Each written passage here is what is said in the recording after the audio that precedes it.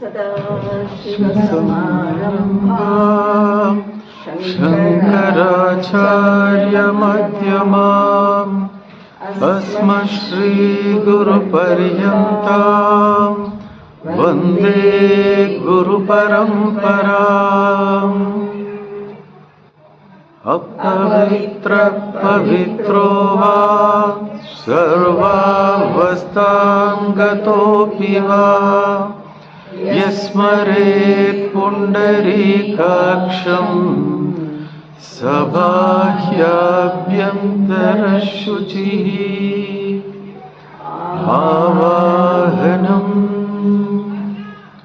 नारायणं पद्मभवं वसिष्ठं शक्तिं च तत्पुत्रपराशरं च व्यासं शुकं गौडपदं महान्तं गोविन्दयोगीन्द्रमतास्य शिष्यम् श्रीशङ्कराचार्यमतास्य पद्मपादं च हस्तामलकं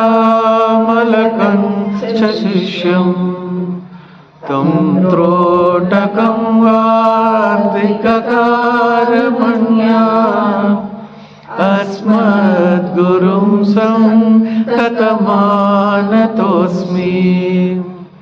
श्रुतिस्मृतिपुराणानाम् आलयं करुणालयं नमामि भगवत्पादम् शङ्करं शोकशङ्करम् शङ्करं शङ्कराचार्यं केशवं बादरायणं सूत्रभाष्यकृतौ वन्दे भगवन्तौ पुनः पुनः। यद्वारे निखिलानिलिम्पपरिषत् सिद्धिं विदत्ते निशम् श्रीमश्रीलसितं जगद्गुरुपदं नत्वात्मतृप्तिं गता। लोकाज्ञानपयोदपाटनदुरं श्रीशङ्करं शर्मदं ब्रह्मानन्दसरस्वतीं गुरुवरं ध्यायामि ज्योतिर्मयम्। आवाहनं समर्पयामि श्रीगुरुचरणकमलेभ्यो नमः। आसनं समर्पयामि श्रीगुरुचरणकमलेभ्यो नमः। स्नानं समर्पयामि श्रीगुरुचरणकमलेभ्यो नमः। वस्त्रं समर्पयामि श्रीगुरुचरणकमलेभ्यो नमः। चन्दनं समर्पयामि श्रीगुरुचरणकमलेभ्यो नमः। अक्षतान् समर्पयामि श्रीगुरुचरणकमलेभ्यो नमः।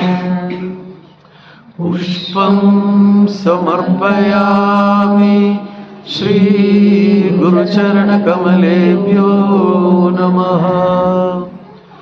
धूपं समर्पयामि श्रीगुरुचरणकमलेभ्यो नमः। दीपं समर्पयामि श्रीगुरुचरणकमलेभ्यो नमः। आचमनीयं समर्पयामि श्रीगुरुचरणकमलेभ्यो नमः।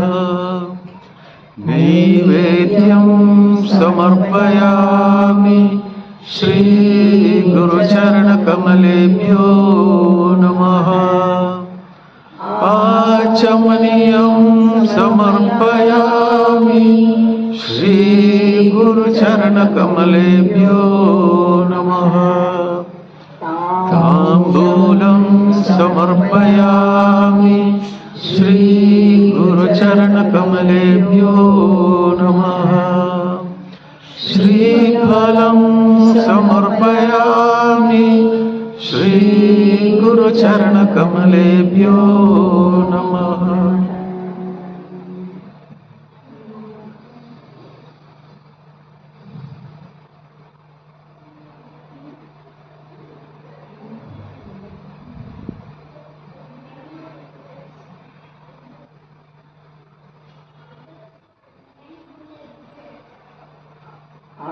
आराधित्यं कर्पूरगौरं करुणावतारं संसारसारं भुजगेन्द्रहारं सदा वसन्तं हृदयारविन्दे भवं भवानी सहितं नमामि आरार्तिक्यं समर्पयामि श्रीगुरुचरणकमलेभ्यो नमः आचमनीयं समर्पयामि श्रीगुरुचरणकमलेभ्यो नमः पुष्पाञ्जलिं गुरुर्ब्रह्मा गुरुर्विष्णुः गुरुर्देवो महेश्वरः गुरुः साक्षात् परं ब्रह्म तस्मै श्री गुरवे नमः अखण्डमण्डलाकारं व्याप्तं येन चराचरं तत्पदं दर्शितं येन तस्मै श्रीगुरवे नमः श्रीब्रह्मानन्दं परमसुखदं केवलं ज्ञानमूर्तिं विश्वातीतं गगनसदृशं तत्त्वमस्यादिलक्ष्यम् एकं नित्यं विमलमचलं सर्वधी साक्षिभूतं भावातीतं त्रिगुणसहितं सद्गुरुं तं नमामि अज्ञानतिमिरान्धस्य ज्ञानाञ्जनशलाकया चक्षुरुन्मीलितं येन तस्मै श्रीगुरवे नमः पुष्पाञ्जलिं समर्पयामि श्रीगुरुचरणकमलेभ्यो